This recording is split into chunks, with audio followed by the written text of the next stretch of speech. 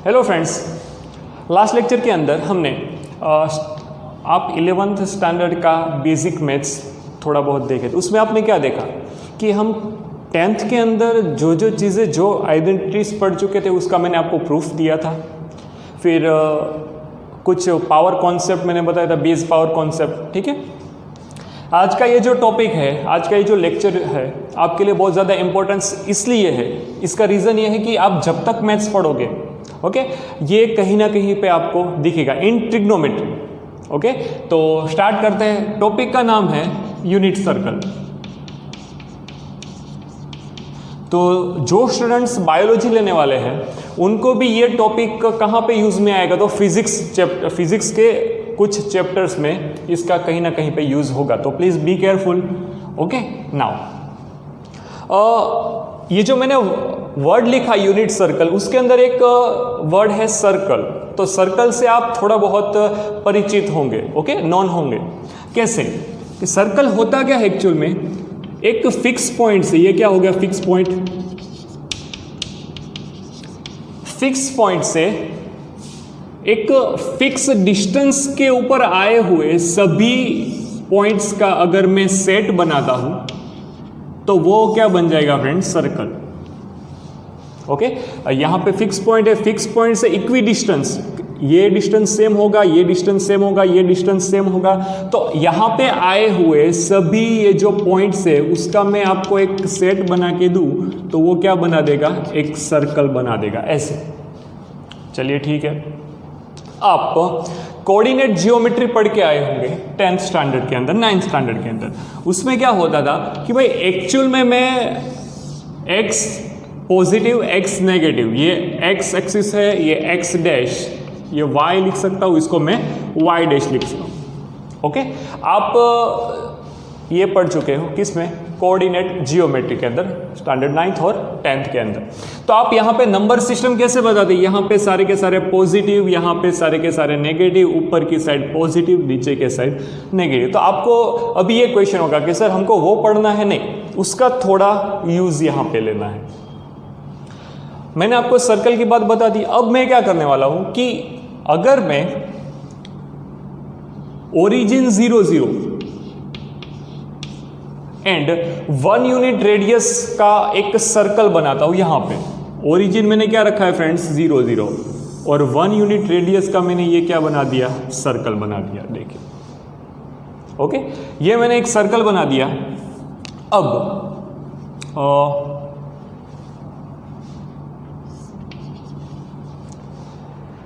अगर मैं ऐसा बोलूं कि इसका रेडियस 1 यूनिट है, यूनिट सर्कल मतलब रेडियस क्या लेना पड़ेगा, 1 यूनिट। ओके, यूनिट आप कोई भी ले सकते हो, मतलब 1 सेंटीमीटर हो सकता है, 1 किलोमीटर हो सकता है, 1 मीटर हो सकता है, कोई भी 1 यूनिट का रेडियस का मैंने एक स्टैंडर्डली एक सर्कल ड्रॉ किया समझने के लिए।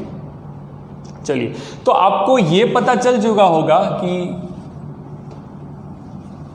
ये थोड़ा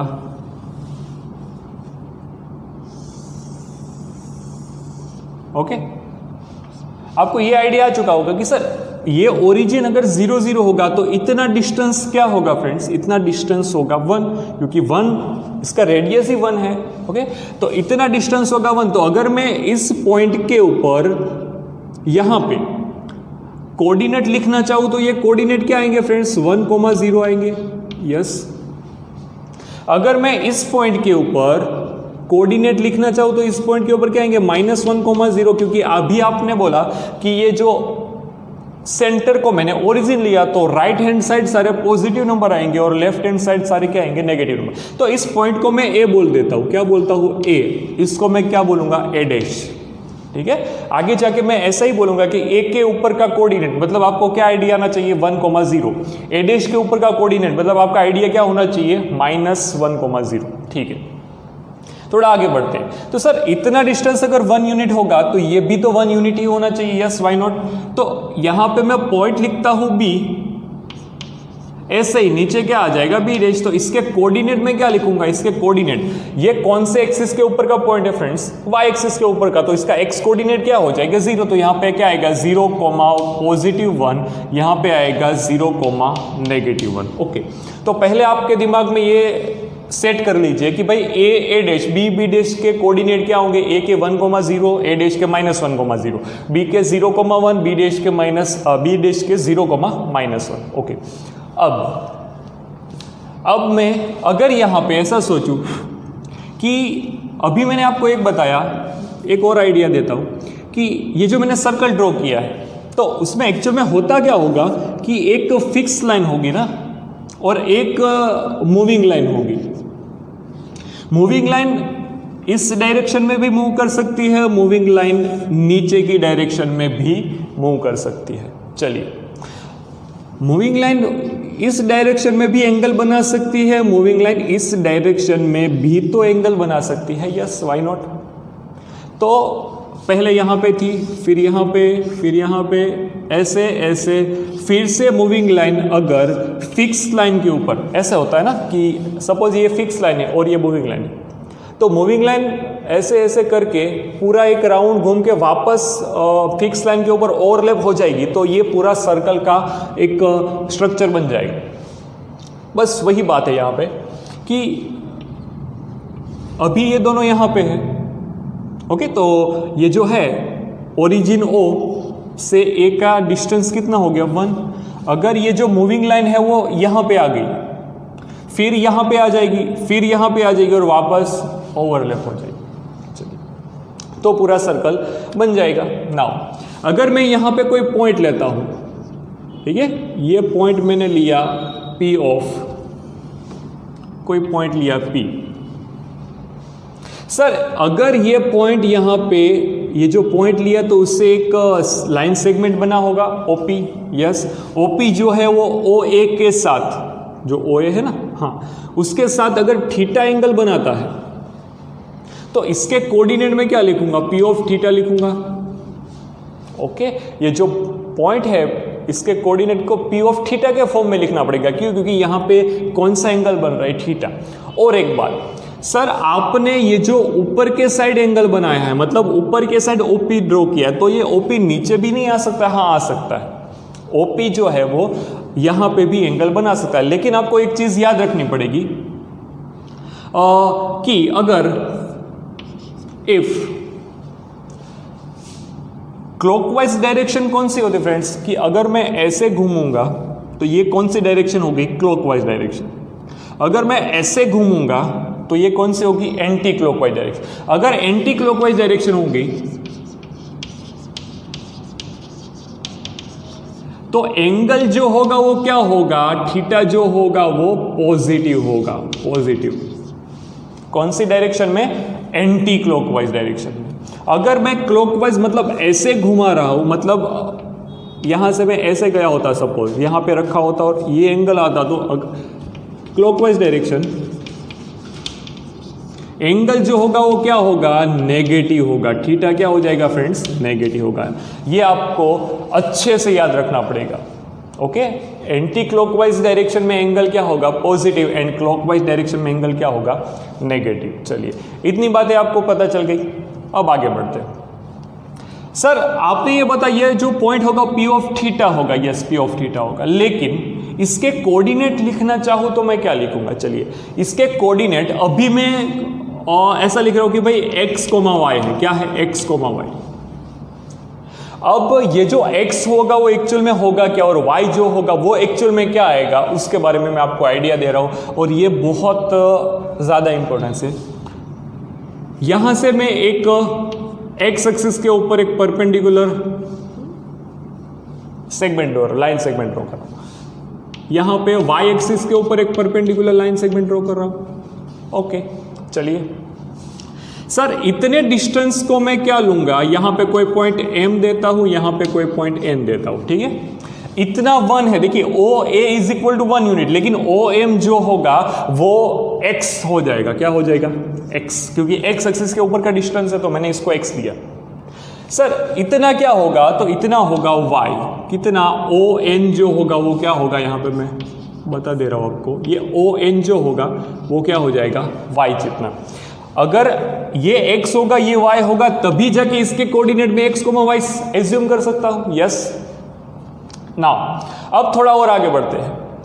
अगर मैं ट्राइंगल यहाँ पे एंगल कौन सा बन रहा है, यहाँ पे एंगल देखिए, यहाँ पे 90 डिग्री एम के ऊपर बन रहा है। अगर मैं ऐसा सोचूं PMO is right angle triangle, अगर PMO जो है वो राइट एंगल ट्राइंगल है तो मैं यहाँ पे पाइथागोरस का अप्लाई कर सकता हूं। ओके, एंड अगर मैं यहाँ पे साइन थीटा, अच्छा ये जो है वो कौन सा है, एंगल थीटा है। ओके, तो यहाँ पे मैं साइन थीटा ले रहा हूं। चलिए sine theta, sine theta actual में होता क्या है, sine theta is equal to opposite side upon hypotenuse. अभी लास्ट लेक्चर के अंदर हमने वही डिस्कस किया था, sine theta is equal to, चलिए sine theta is equal to opposite upon hypotenuse. Sine theta अभी मैंने आपको बताया, sine theta is equal to opposite upon hypotenuse. मैं कहाँ पे देखूंगा, PMO इस राइट एंगल ट्राइंगल के अगर आप नजर करोगे, ओके, तो आपको क्या समझ में आएगा कि सर अगर मैं यहाँ पे साइन थीटा ले रहा हूं, ओके, यहाँ पे अगर मैं साइन थीटा ले रहा हूं तो sine theta is equal to opposite side, opposite side यहाँ पे क्या है PM अपॉन हाइपोटेनियस क्या हो जाएगा OP। ओके, और हाइपोटेनियस का जो भी मेजरमेंट है वो क्या होगा, OP is equal to 1 unit हो जाएगा, क्योंकि यूनिट सर्कल है उसकी रेडियस 1 यूनिट लेनी है। अब मैं यहाँ पे अगर देखूंगा तो जो ऑपोजिट साइड है वो किसके इक्वल होती है, देखिए आप, ये जो डिस्टेंस है वो y इक्वल हो जाएगा, तो यहाँ पे मैं ऐसा लिख सकता हूँ y अपॉन 1। तो आपको एक आइडिया आ चुका है कि भाई sine theta is equal to क्या आ जाएगा, y आ जाएगा, क्या आ जाएगा, y। नाउ अब यहाँ पे ही मैं cos थीटा को एज्यूम कर रहा हूँ, cos theta is equal to, चलिए cos थीटा क्या लेना पड़ेगा मुझे, adjacent side upon hypotenuse. Adjacent side यहाँ पे कौन सी है, OM, ओके, एंड हाइपोटेनियस क्या होगा, OP। तो आपको क्या करना है sir, OM is equal to x लिख देना है और OP इज इक्वल टू 1 लिख देना है। तो cos थीटा मुझे मिल गया x।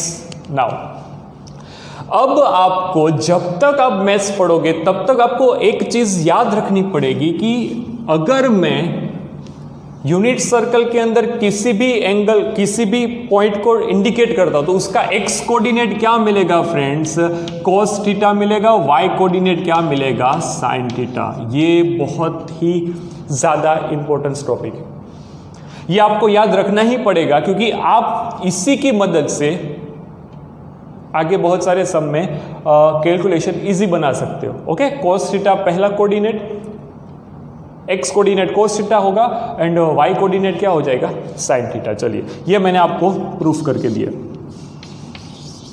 ओके, नाउ अब थोड़ा और आगे बढ़ते हैं तो आपको ये आइडिया आ जाएगा, आपको ये आइडिया आ जाएगा कि सर अगर आप यूनिट सर्कल ड्रॉ कर रहे हो, हाँ मैंने ड्रॉ किया, ये जो आपने A लिया था, ओके, ये कोऑर्डिनेट थे 1,0, तो 1 वाला जो है वो cos का वैल्यू है और 0 वाला जो है वो sin का वैल्यू। एग्जैक्टली मैं यही बोलना चाहता हूँ। ये जो पहला कोऑर्डिनेट होगा यहाँ पे नहीं, यहाँ पे भी, यहाँ पे क्या था 0,1, यहाँ पे क्या था 0,-1, ये क्या था -1,0।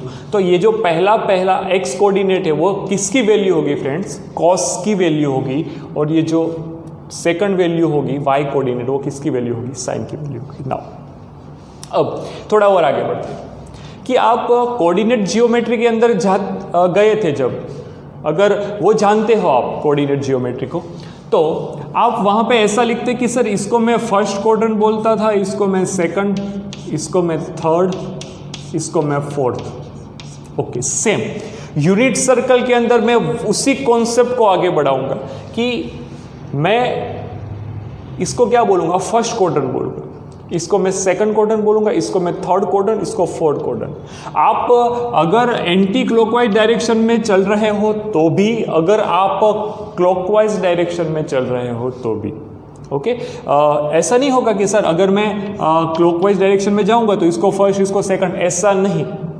ये जो फिक्स बातें हैं वो रखनी पड़ेगी, इसको मैं फर्स्ट, इसको सेकंड, इसको थर्ड और इसको फोर्थ क्वाड्रेंट ही बोलूँगा। चलिए और थोड़ा आगे बढ़ते हैं। अब मैं आपको ये बताने वाला हूं,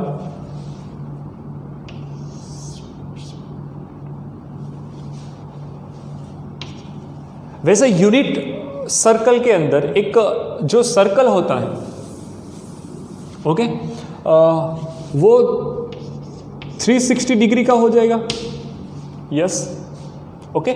आपको डिग्री और रेडियन का रिलेशन आएगा 11 साइंस के चैप्टर नंबर 3 के अंदर, वहां पे थोड़ा डीप में पढ़ेंगे, लेकिन आपको ये याद रखना है 360 degree is equal to 2 pi radian हो जाएगा। क्या हो जाएगा? 360 degree is equal to 2 pi radian हो जाएगा। ओके, तो यहाँ पे मैं अलग अलग एंगल का रेडियन मेजरमेंट आपको बता रहा हूँ, ठीक है। 11 साइंस के चैप्टर में आप थोड़ा ज़्यादा डीप में देखोगे, 3rd चैप्टर में। चलिए, अगर मैं यहाँ पे 2 से डिवाइड करूंगा तो 180 डिग्री इज इक्वल टू कितना हो जाएगा फ्रेंड्स? पाई रेडियन हो जाएगा। अगर और 2 से डिवाइड करूंगा तो 90 डिग्री इज इक्वल टू कितना हो जाएगा? पाई बाई 2 रेडियन हो जाएगा। अगर और 2 से डिवाइड करूंगा तो 45 degree is equal to pi by 4 हो जाएगा। ओके, चलिए ठीक है। अब ये 360 डिग्री, 180 डिग्री, 90 डिग्री, 45 डिग्री जो आप कॉन्सेप्ट पढ़ रहे हो वो अब तक 10th तक आप डिग्री में पढ़े थे, लेकिन आप जैसे 11 साइंस में, मैथ्स में या फिर फिजिक्स में देखने जाओगे तो ये जो हो जाएगा वो कौन सा मेजरमेंट हो जाएगा? रेडियन मेजरमेंट हो जाएगा। ओके, तो वहां पे आपको ऐसे सारे नंबर देखने को मिलेंगे। चलिए, अब pi by 3 is equal to 60 degree होता है। Okay, pi by 6 is equal to 30 degree होता है। सर ऐसा कैसे आपको पता चलेगा कि यहाँ पे मैंने क्या लिखा? Pi is equal to 180 degree.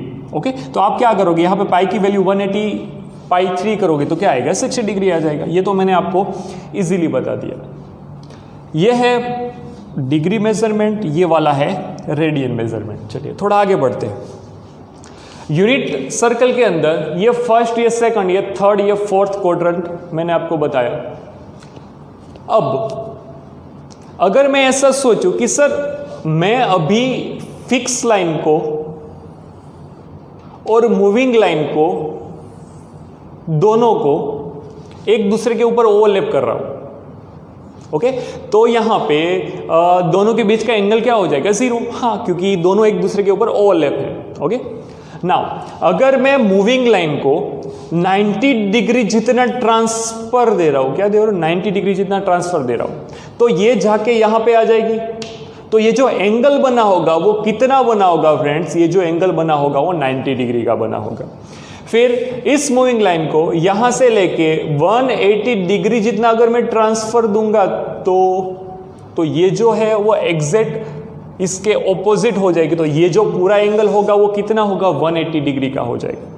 Okay, यहां पे अभी मैं 180 बोल रहा हूं, लेकिन आप जैसे ही 11th साइंस के अंदर आओगे आप रेडियन मेजर मतलब पाई 2 पाई ऐसे हैबिट्यूड हो जाओगे। और 90 डिग्री में ट्रांसफर दे रहे हो, यहां से इतना आ जाएगा तो कितना हो जाएगा? 270 डिग्री हो जाएगा। अब ये जो था मूविंग लाइन वो यहाँ पे अब यहाँ पे आ चुका है और वापस यहाँ पे आ जाएगा तो कितना हो जाएगा? 360 डिग्री। तो आपको ये कंक्लूजन निकालना पड़ेगा कि अगर मैं एक राउंड घूम के वापस उसी पॉइंट के ऊपर आऊँगा तो कितना ट्रैवल मैंने किया? 360 डिग्री या फिर 2 पाई रेडियन जितना मैंने ट्रैवल किया। ओके, तो यहाँ पे सर ये जो पॉइंट होगा इसको मैं प्रिंसिपल पॉइंट बोलूंगा। ए पॉइंट को मैं क्या बोलूंगा? प्रिंसिपल पॉइंट, क्योंकि आप प्रिंसिपली यहीं से अपना ट्रैवल चालू करोगे। या तो आप एंटी क्लॉकवाइज जाओगे या तो आप क्लॉकवाइज डायरेक्शन में जाओगे। ओके, तो यहीं से मैं अपना ट्रैवलिंग चालू करूंगा, तो इसी पॉइंट को मैं क्या बोलूंगा? Principal point. किसी स्टूडेंट को कंफ्यूजन हो सकता है कि सर आपने यहाँ से ट्रैवलिंग क्यों चालू नहीं किया, यहाँ से क्यों नहीं किया, यहाँ से, क्योंकि हम मैथ्स में यूनिट सर्कल का जनरली प्रिंसिपल पॉइंट से ही चालू करेंगे। चलिए, ये ए डैश, ये बी डैश। ओके, अब मैं आपको एंगल बता रहा हूँ कि भाई कहाँ से क्या एंगल हो सकता है। मैं 0 से स्टार्ट किया, मैंने 90 डिग्री। अब आप 90 डिग्री को क्या समझोगे? पाई बाई 2 रेडियन। अब मैं 0 से 90 डिग्री ट्रैवल किया, कौन सी डायरेक्शन में? एंटी क्लॉकवाइज डायरेक्शन में। तो यहाँ पे बी के ऊपर का पॉइंट क्या एंगल क्या मिलेगा? पाई बाई 2।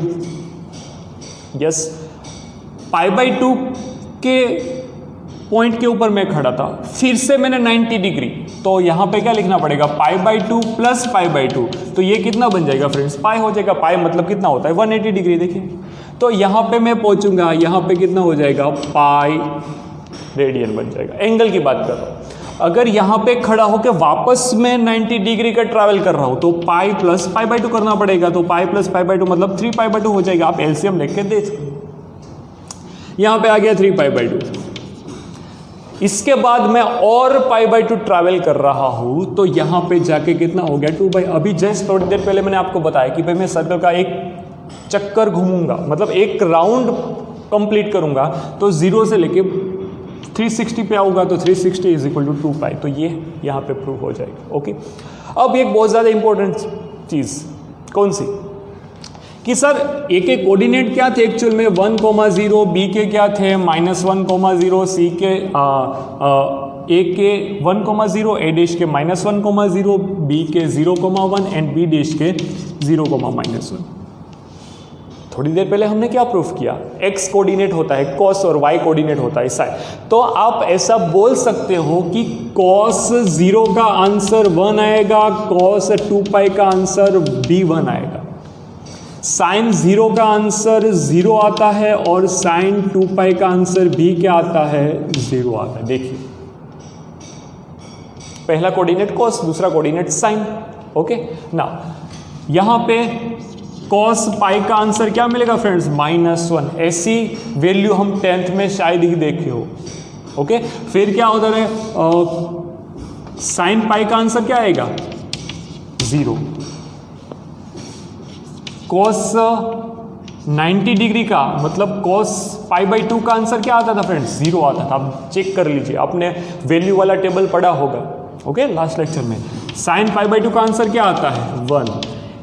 इस यूनिट सर्कल की मदद से आप इन्फिनिटी जितनी भी वैल्यू आपको पता है ओके, या तो पॉजिटिव नंबर या तो नेगेटिव एंगल, कोई भी एंगल आपको पता हो उसकी वैल्यू आप फाइंड कर सकते हो by using this unit circle. Sine 3 pi by 2 मुझे क्या मिलेगा -1, कॉस 3 पाई बाई 2 क्या मिलेगा 0। ये मैंने सिर्फ अभी एक राउंड के लिए ही आपको सारा आइडिया दिया है। ओके, यहाँ पे मैं और एक चीज़ बता, इसको मैं फर्स्ट क्वाड्रेंट बोलूँगा, इसको मैं बोलूँगा सेकंड क्वाड्रेंट, इसको बोलूँगा थर्ड क्वाड्रेंट, इसको बोलूँगा फोर्थ क्वाड्रेंट। ओके, ये हमारा पूरा यूनिट सर्कल का एक यूनिट कंप्लीट करेंगे तो क्या होगा। अगर मैं एंटी क्लॉकवाइज डायरेक्शन में गया तो ये एंगल क्या हो जाएगा पॉजिटिव, अगर मैं क्लॉकवाइज डायरेक्शन में गया तो एंगल क्या हो जाएगा negative. Please note it down.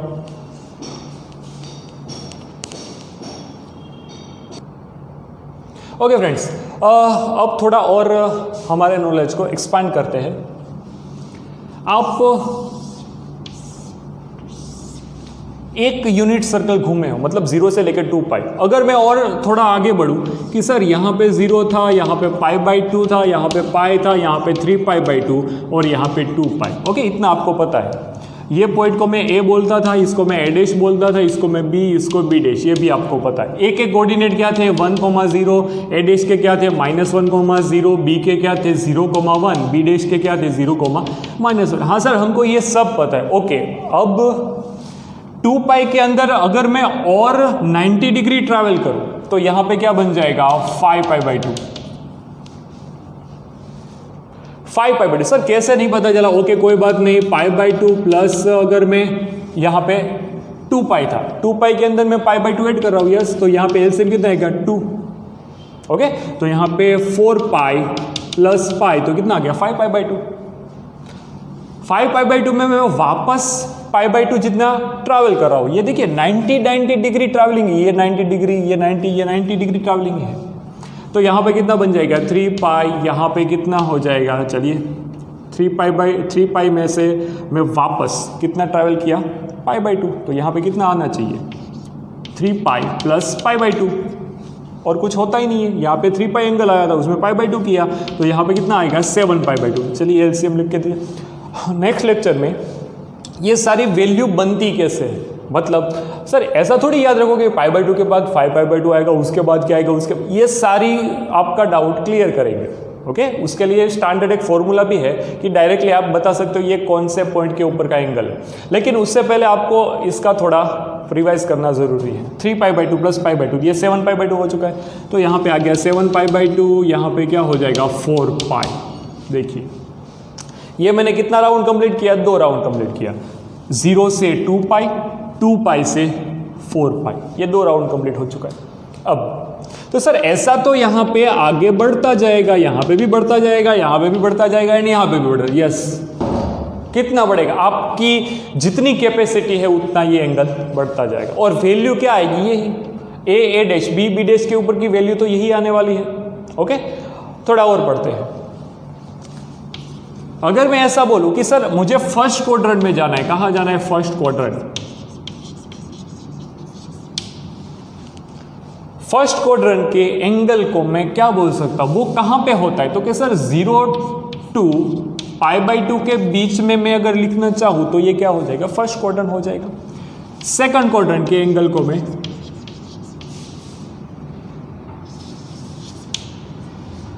Second quadrant के एंगल को मैं π/2 से लेके पाई के बीच में लिखूंगा। ये π/2 मतलब कितना होगा, 90 डिग्री, पाई मतलब कितना होगा, 180 डिग्री। थर्ड क्वाड्रेंट को मैं क्या लिखूंगा, π/2 3π/2 मतलब 180 से 270 डिग्री। एंड फोर्थ क्वाड्रेंट को मैं क्या लिखूंगा, 3π/2 से लेके 2 पाई। ये मेरा पूरा 1 यूनिट सर्कल कंप्लीट हो चुका है। ओके, अब कोई स्टूडेंट ऐसा बोले कि सर अगर मुझे फर्स्ट क्वाड्रेंट में जाना है,